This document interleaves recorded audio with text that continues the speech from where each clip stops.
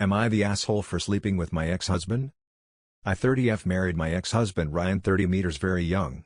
We were 20 when we got married and we were together since 14.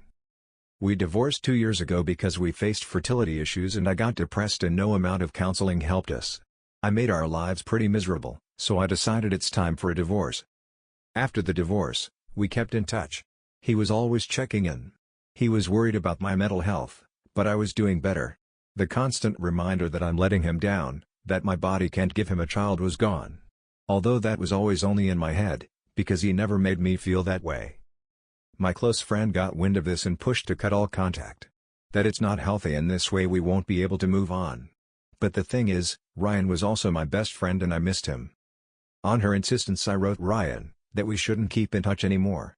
He was upset but said he understood. There was no contact between us for almost a year, but I run into him in a grocery store. When he spotted me a huge smile lit up his face and he rushed to me and gave me the biggest bear hug. It felt really great. We chatted for a bit and he asked to get coffee with him and I agreed.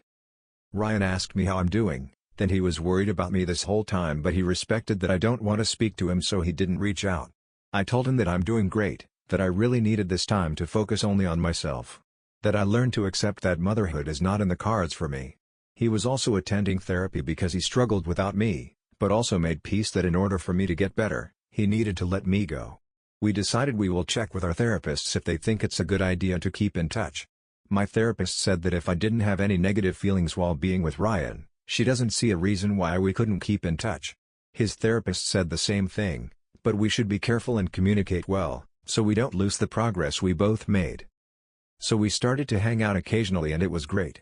It felt good to have him back in my life without any pressure. Months after hanging out, we were watching a movie at my place, and he kissed me and I kissed him back. We slept together that night. When we woke up we talked what this means and we decided we won't put any pressure on us and just do what feels good. So we kept meeting, we talked a lot about everything, our expectations in life, we also talked about reconciliation but mostly we had fun and enjoyed each other.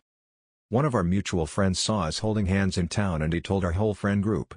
My friend who advised me to cut contact with Ryan came that evening to my place and started yelling at me that I'm ruining Ryan's life, that this way he will never move on. She asked if I'm sleeping with him?